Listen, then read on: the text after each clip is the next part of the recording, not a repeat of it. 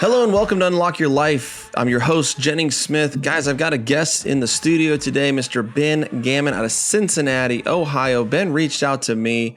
He's on the journey. He's closed 16 units so far. He's going full-time or has gone full-time into real estate.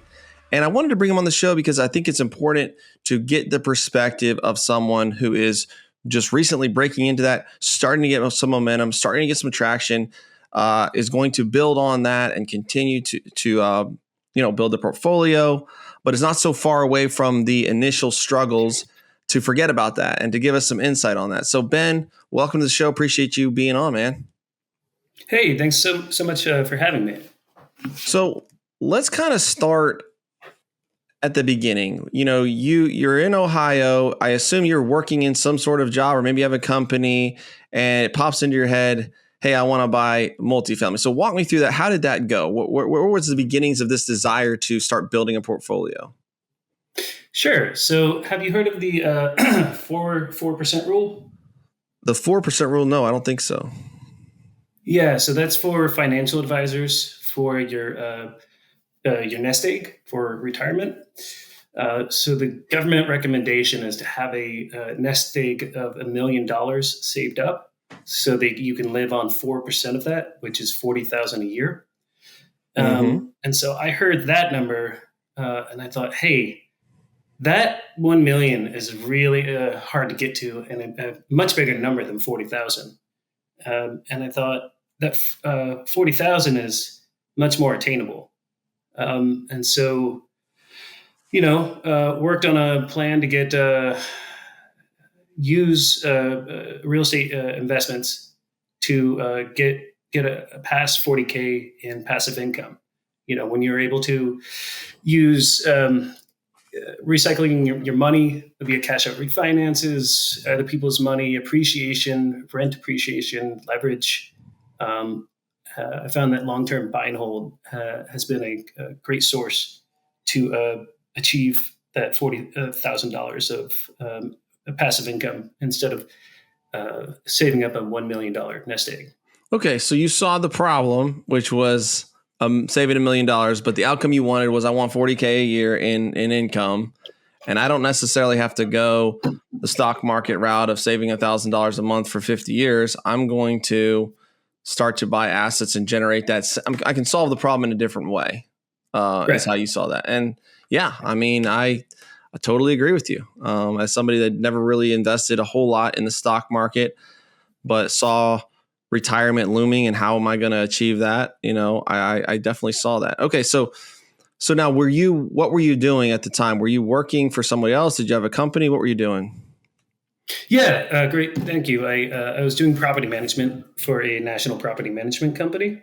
So I had that experience, which helped me have confidence that if I just tackled the construction side of it, I'd be in a really good place to be a great landlord. And so, it's very helpful to have a basis of construction and property management before you outsource that to others. So you know kind of where they're coming from with things. And you know what they're thinking as well. Yeah, I couldn't agree more. I mean, that's some of the biggest risks of purchasing properties is, who is going to manage this property? And then if you have a construction heavy value add, like that is really, really dangerous. And I don't think people recognize how dangerous it can be if you don't have experience or have someone on your team that really knows the ins and outs of construction. I mean, the construction, it is fairly simple, but timelines can drag on. You can get ripped off, people not doing the work, overcharging you, et cetera, et cetera. And then controlling the expenses on the property management is huge. I was going over the financials on a property we own just this morning, and our water bill doubled last month for whatever reason. And it's just like it didn't double. It went up by like 50%. It's usually about 10 grand a month, and it jumped up to 16,000. And I'm like, what is going on here? We gotta call the city. We got to see if there's a leak. We got to, and keeping your eye on the ball and watching those things. It's critically important in understanding and knowing your numbers. So, okay. So you're in property management. You're kind of like, hey, I see other people making money in this field. Maybe I could do that. And what was that like though? Like, it's like, did you have like, were you afraid? Can I do this myself? How am I going to get the money? How am I going to make this happen? Like, what was the thought process there? Yeah, of course. So I had the money for the down payment, and then I had family and friends for the rehab loan. And imposter syndrome, stress and anxiety definitely did factor in. And so, I did, but what I did see is that I was becoming better at my craft the longer I went. So one of the ways I became much better at different fields of construction was hiring a contractor and then working beside him, and then seeing how easy it was for him to do, and was thinking, hey, I could accomplish this next time. So now a few years later, I've done a lot of work. So I put a roof on, ran mini split HVAC lines, minor plumbing. I rewired a whole 3-unit building. So yeah, it's helpful to be able to jump in. So one example is on my first 3-unit building, I had a electrician who was a licensed electrician who was running the wire, and I was not keeping a close eye on him while he was running wire through the studs. And I could see he was running these wires, and I was like, great. And then I took a closer look, and he was not running them properly. And I found out that he's A, not a licensed electrician, and B, a drug addict. So I got quotes from 3. Oh man, it happens all the time. So I got quotes from 3 different electricians who all said, yeah, no, we're going to have to strip all the wire and start over. And I had $8,000 worth of electrical wires in the walls. So I had a friend who had done it before and was like, hey, we can tackle this together. So we ran our own electric throughout the 3-unit building in 2 weeks. Whereas it would take an expert, a couple days, and then because we were working part-time as well. And then I reached out to an actual electrician and had him walk the building for me in 1 hour to make sure I'm, not going to kill anybody, and then pass my inspection on the first try. There you go. So I was pretty happy about that compared to another investor down the street who he failed his electrical inspection 7 times, which was frustrating for him. Yeah. So this first deal that you did, was this a single family home, or was this the 3-unit? What was the first deal? Yeah. So the first deal was my 4-unit building in Cincinnati. I bought it for $48,000. Whoa, $48,000 for a 4-unit. Okay, so you're talking it was really distressed. Yeah. It was distressed. I mean, and then we're in the Rust Belt, so numbers are lower than national. So I pulled myself up by my bootstraps and did my own elbow work in the property, and just did that full time. And so, okay, the $48,000, did you get a bank loan for this, or you just bought it outright? No, I had the $48,000. So you had the $48,000, but then how much did you need to rehab the 4 units? How much cash did you need? Yeah, it was $100,000, and had that from friends and family. Okay, so you raised the $100,000 from friends and family, and what was their interest in the deal? Did you just raise it as debt, or are they equity partners, or how did that work? Yeah, I raised it as debt, and then paid them off, and they got paid out through the cash out refi. Okay, so you just said, I'll pay you 10% interest or 12 or something like that. Now, exactly. Were you able to defer those payments until you repaid them back, or did you have to make monthly payments to them? Yeah, no, I made monthly payments to them, and then also shared progress reports with them of how the project was coming along, to keep them informed that, we're hitting complications or we're on track, to help them be more informed. Okay. And so $25,000 a unit in rehab. And I assume, that seems like a pretty tight budget if you bought this thing for $50,000. Were you able to do it for $100,000, or did it cost more? Yeah, it was doing it yourself really helps on bringing the numbers down. Mm-hmm. Um, yeah. So no, I was able to do it for 100 grand. The property wasn't in a horrible shape. It wasn't took it down to the studs. What we did was resurface the existing hardwood floors, and then did a gut on the kitchen and baths, and um, did light electrical because somebody had stripped the electrical in the basement, and then ran our own mini split lines for the building, new roof, new gutters. And how So did you not find this deal? How did you find it? Yeah, great question. So I found it through HUD, which was pissed off my new neighbor because he had been trying to negotiate with the existing bank on the foreclosure next door, and the bank was like, "Oh yeah, we'll sell it to you for 150,000." He's like, "No, I know you can get lower than this," and yeah, I swooped in and got it. So he ended up reporting me to the city that I'm out of state. I'm out of a state investor, and I don't belong there. So they asked for documents showing that I had moved into the building. So yeah, Okay, that so was a jump for us too. Go was ahead. this building in Cincinnati, this 4 unit? Yes. And where did you, and you moved in? You moved into the building. You were living somewhere else. Yeah. So we lived across town. Yeah. Okay, so you still lived in Yeah. Ohio, but Yeah. and Well, it's a you tri-state area in Ohio. So gotcha. And so you found it through the HUD website, but it was a lender foreclosure. Is that right? yeah, it was And a so, foreclosure. so why did they offer him 150, but you were able to get it for 48? Because I hadn't gone through HUD yet. And so by that point, they're just trying to get rid of it. Yeah. Okay. And So, HUD had in 2017, they were I think they had a lot more buildings to get rid of. And so their prices were much lower at the time. I And got you. since jumped significantly. Okay. So once these were fixed up and ready to go, what did you rent them out for, the 4 units? Yeah, so the existing projections were for 500 for a 1 bedroom and 750 for a 2 bedroom. And Okay. I'm now renting the 1 bedrooms for 1,000 and the 2 bedrooms for about 1,400. And is it And I have two ones and two twos? yes, and then I have a monthly rents of 7,950 on that.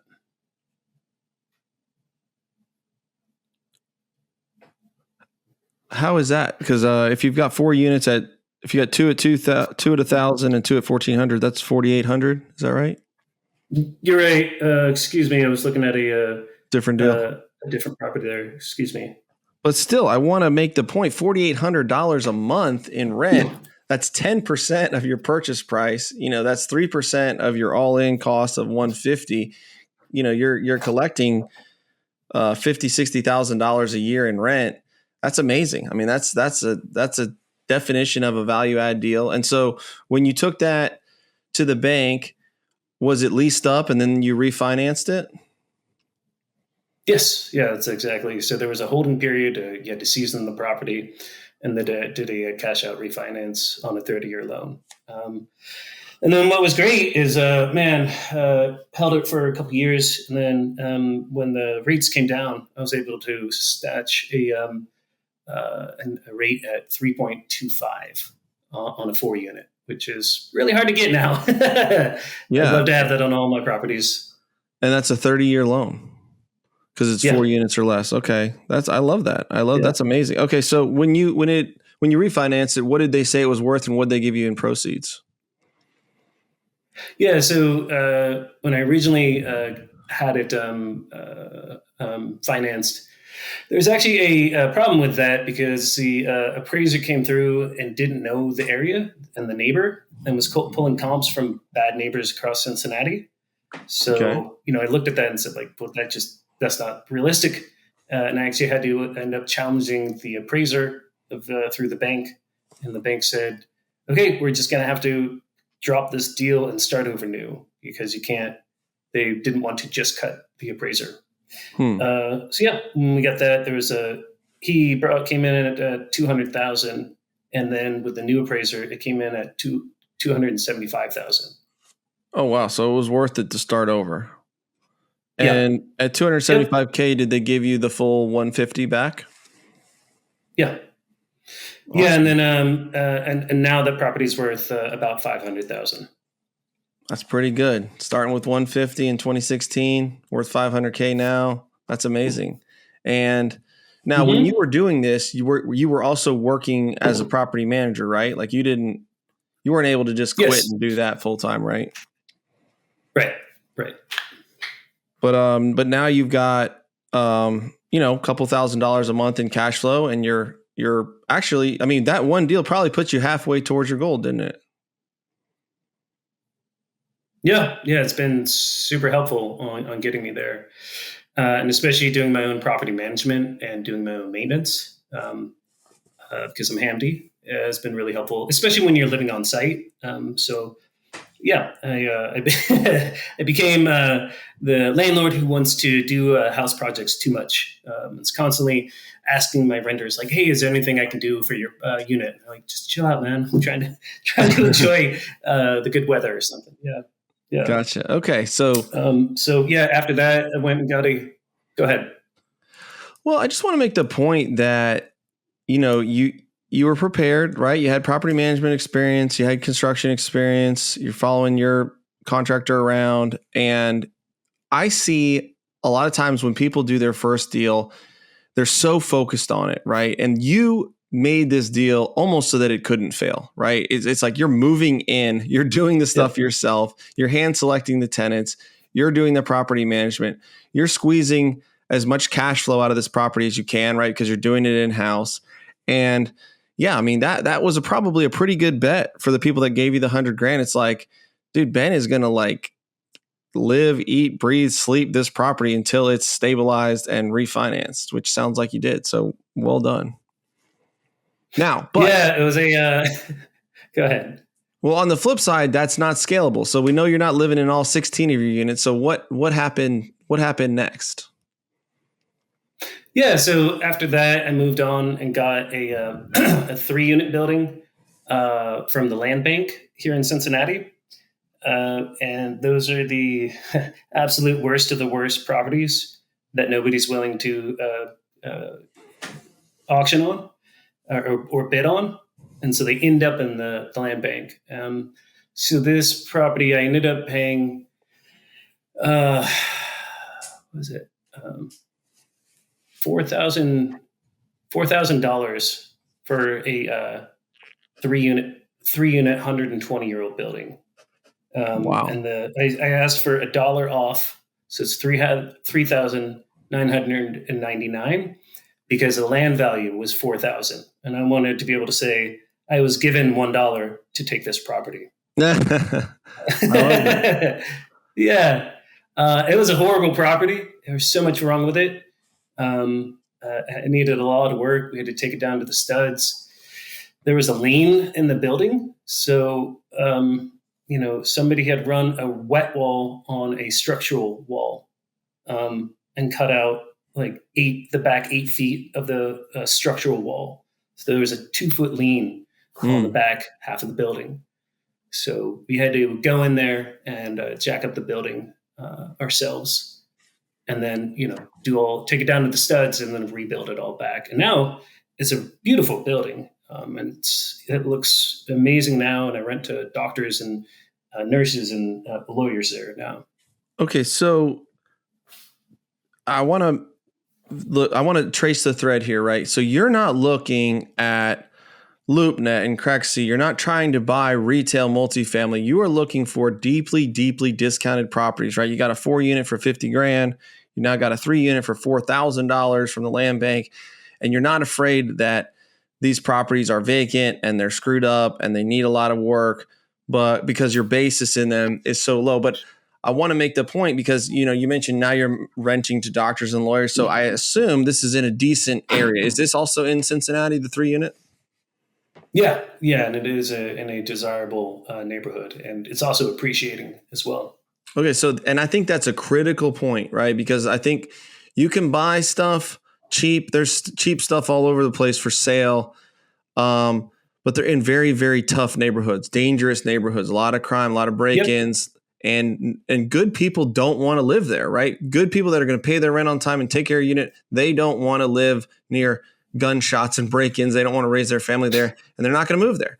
And the only people you can rent to are people that are willing to accept that, and those people typically aren't the best tenant base. So I want to make that distinction. He found this deal with the land bank, but it was in a great location. So how much was the rehab on the 3-unit? So one thing to get a understanding of projected future rents is I will actually put up a fake rental ad. So I'll go and take rentals pictures from a different market, and then with the finishes that I expect to put into that unit, and then post it and see with 2 different prices and see what people are willing to pay for that. So it really helps, and then you have an understanding of that renter class as well. So you ran some test ads. What were you running your pricing at? I'm sorry? When you ran these test ads, what were you running your pricing at for your ads? As far as how much for rent? Yeah. Sorry, I broke up there for a second. I was pricing the 1-bedroom as $1,100 and the 2-bedroom as $1,600. And what was the third bedroom or the third unit? Was it 1-bed or 2-bed? Oh yeah, so they're all 2-bedroom apartments. One is just a little bit bigger. So the top and bottom were priced at $1,100, and the middle one was priced at $1,400. Gotcha. So you had 2 at $1,100 and 1 at $1,600. That's what you hope to get. And how was the response to those ads? Yeah, I got great responses, and from there's Hill is a place in Cincinnati where there are 7 hospitals and a university. So there's a ton of people with good jobs right there, and that's a mile and a half from this location. And so I was like, man, you just can't you'll get so much traffic for this property from there. I've gotten definitely hospital workers that have loved this location because it's so close to work for them. But I mean, that's critical too, guys, knowing is the demand there? And, you can do that by talking to local property managers. I mean, I think the best is what Ben's done, taking out a little Facebook ad, running it, seeing are people interested in this product at this price point? Okay, yes, my numbers are good. My pro forma is good. So what did you have to spend though to rehab this place? $500,000, $100,000? How did that go?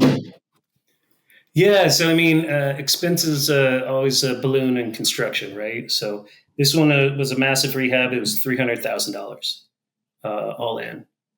And was this another one where you were doing all the work yourself, or?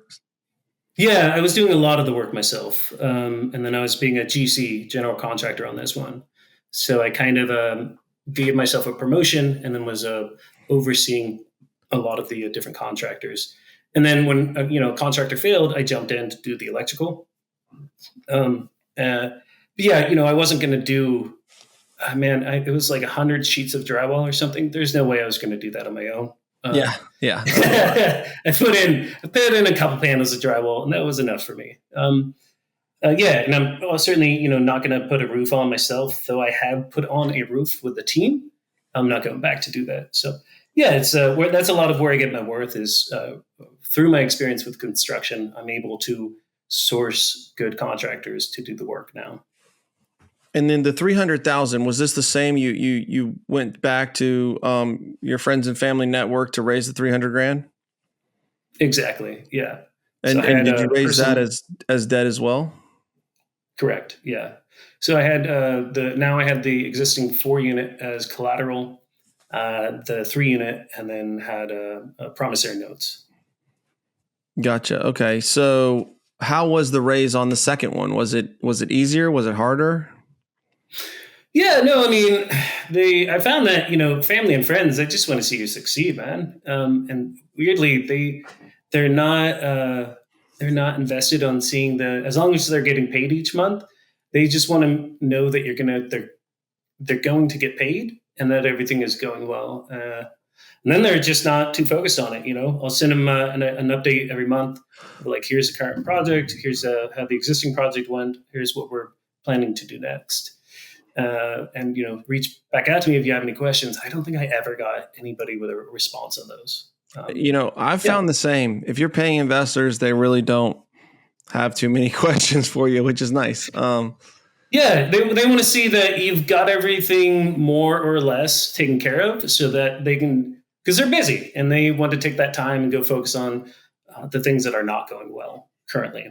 Right. Yeah, so it's just having done my first property already, I had some experience and was able to show that through the updates. Yeah. Okay, so how long did it take you to do this $300,000 remodel? Yeah, it took 2 years, which was too long. It was too long of a rehab. But yeah, there was just all these setbacks on it. When you have a 2-foot lien in a building, that's a major problem you have to fix there. Okay, so you got it rehabbed, you got it leased up, and then what did it appraise for, and what did you refinance?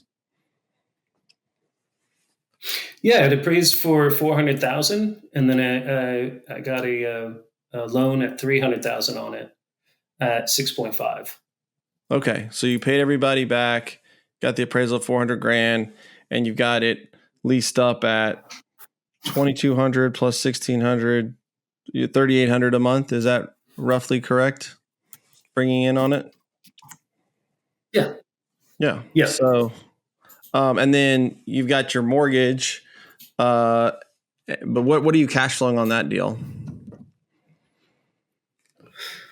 So I have the mortgage is $2,000 a month, $2,950. And then the rents are. I'm just going to pull up the actual rents for you here. They've bumped over the years here. Yeah, so I have one out at $1,575, another at $1,750, and the third one at $1,425. So we have had significant gains in those rents. So you really beat your pro forma. But you got your taxes and insurance and maintenance costs. So would you say you're cash flowing $1,000 a month off of that, or a little better? Yeah. Because I'm still doing the maintenance and the property management myself, and it's in my backyard. I could definitely swing by, and the renters are great renters, right? So they've been very good to the property. I haven't had a major problem, and everything is currently all fixed up, so you don't have capex problems. So it's nice. I found it's nice to have an emergency fund for each property, and I put that at about 10,000, and then off the cash flow, I have also an existing savings, which kind of adds up to like 5,000, and I've never had to reach in and to take away from that emergency fund. I paid everything off of the cash flow, which has been really helpful. Yeah, that's great. And so looks like your model is buy something very distressed, fix it up, refinance it, and hold it long term, right? So that I'm equaling 7 deals. I guess you still have another 9. What do those comprise of? Sure. So I have a 3-unit, and I bought that off of the MLS.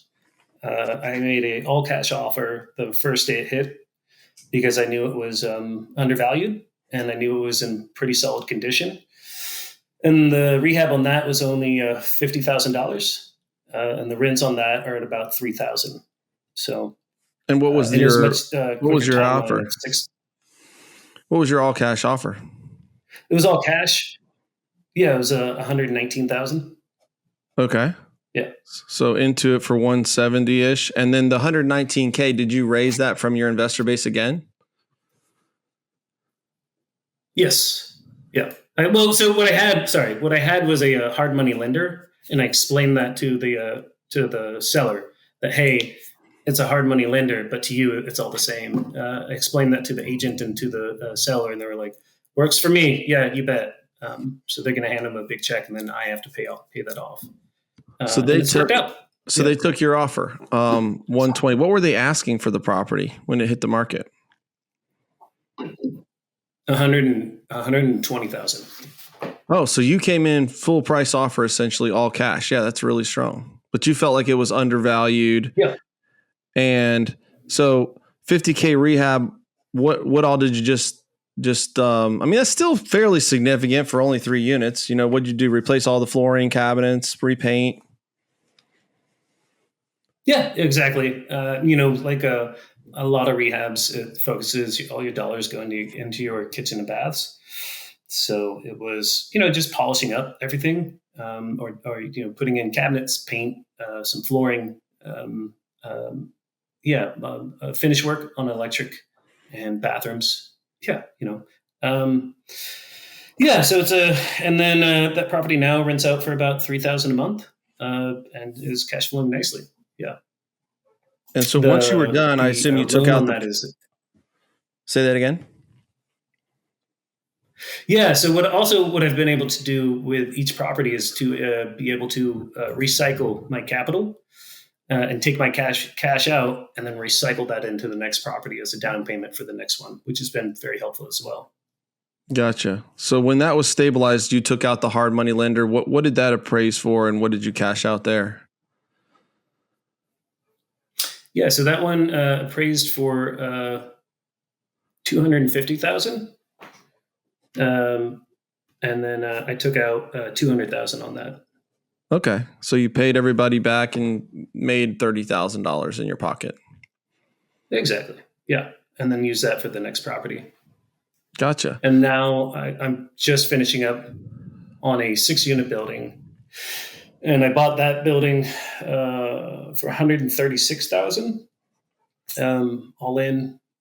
We use that with hard money loans, and the rehab has been significant. It's been $200,000.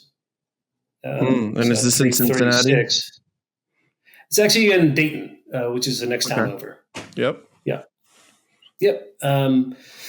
Yeah. So all in for 336, and to minimize risk, it's very important to do your due diligence and constantly, you know, um, be researching. So I found out that there was a property right next door that the hard money lender was also working with, and then he was just about done with his rehab. So I reached out to him, and he opened up on his experience, and so he shared with me his numbers for when it got appraised, and his appraised for 500,000. And we have sister properties; they look exactly the same, and they have the same floor plan, same layout, same apartments. So So that it's a one's really good. that one's in Yeah. process, but you hope that it'll appraise for 500 when you're ready to go. Right, exactly. Well, and with these rates coming down, you may be able to get a little better rate on it. Who knows? We'll see. Yeah. Oh man, I would love that. I love getting better rates. So this 6 unit though, this will be the first time you're going to be doing a commercial loan, right? So versus, I mean, I assume these other ones were 30-year loans. Is that right on the 3 and 4 units? Exactly. Yeah. So you're going to have to move to like a 20, 25-year commercial loan, right? Yep. Yeah, and I am in conversation with different lenders to get a cash out refi on those, and they can be amortized over 30 years, even if they are 20, 25-year loans. So it's just you typically pay an extra point on these loans versus single family interest rates. So it's just expect to have not quite as friendly rates, but and then expect to have an adjustment down the line for the commercial loan. And that it will adjust in 5 years. But my thought on that is like, okay, well, the market moves, and it will have moved in my favor with rent appreciation and the property appreciating. So I'll take it in kind. I'm I'll take on a refinance in 5 years if that's what's needed. And so would you say you've hit your goal of $4,000 or $5,000 a month in passive cash flow? Yeah, so I actually wrote this part out. Let's see here. For my different properties, I have 4,000 plus 3,000 plus 5,000, and then plus 5,900 for my different properties. That comes out to about 17,900 a month in gross rents. Okay. Yeah. And then what of using that the do you get to 50% keep? rule. I'm sorry? I said, what of that are you getting to keep after you pay your mortgages and expenses and everything? Yeah, well, because I'm the 50% rule is a good rule of thumb on that. Um, uh, so yeah, if you that's a 50% rule is a good number for your expectation of operating expenses. Um, yeah, so I am being able to support myself now off of those rents, and have some lifestyle inflation, and being able to also take care of my wife off of those numbers. So Oh, so you that's retired your wife, huh? not yet. She likes working. I think once we complete this 6 unit, we'll be in a good position to do that if that is what she wants. I don't think she'll ever stop working. But yeah, we're at that lowest rung of fire. I'm sure you're familiar with the fire movement. And so we're at like a skinny FI right now. We can pay the existing expenses, but we really can't thrive yet. And so, yeah, I'm at 16 units, but I will strive to get, now I'm wanting to get 28 units to be able to pay for a property manager and maintenance to take care of everything, so I can have be more passive in my investment. Gotcha. So that's what's next for Yeah. you. You're at 16. You want to get another 8, I guess, or no, 12 more units to hit 12, yeah. 28. And yeah, well, that's, and when you said that you were doing this full time, I was surprised, with just 16 units because, if you were subbing everything out and if you had paid retail pricing and you had property management, like there's probably no way you're going to be able to survive off of just 16 units. But in going slow and steady, owning 100% of these assets yourself through, you're utilizing other people's money, but as debt, and then doing a lot of the property management and maintenance yourself, you're able to focus on your goals. And I like how you've always got, one project going. You're working on the next 6 unit, and I can only guess you're going to be working on the next 10 unit or 12 unit after you finish up this 6 unit.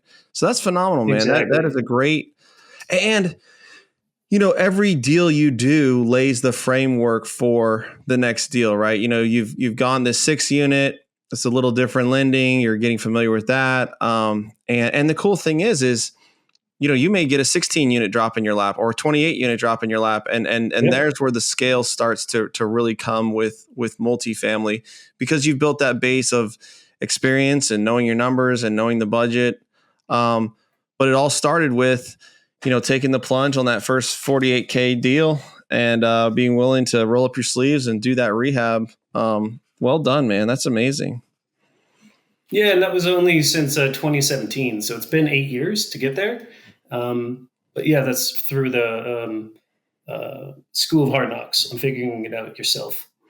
So I've had a great education along the way, and I've also gotten a master's. So when I first started, I was getting my master's and my MBA, and the plan was like, hey, if this doesn't work out, I will have my MBA to fall back on.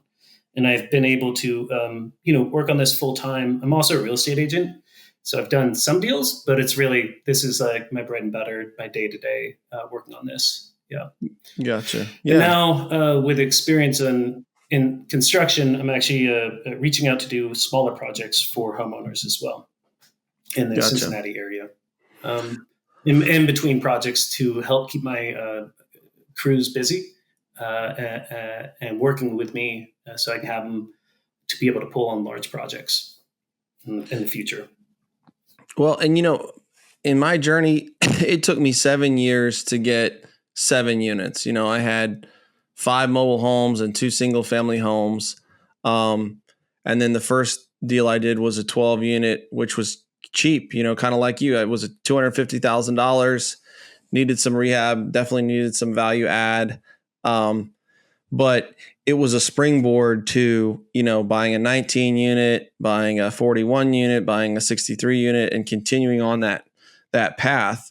And that exponential curve really does happen. Like I've seen, and I would say you are starting to feel the effects of that, where it's like you put in the work, it seems slow going, but nothing's wasted, right? It's like you've got 8 years of experience under your belt. You've got a 16 unit portfolio, and I could definitely see that doubling or tripling in the next 3 or 4 or 5 years, if you want to do that.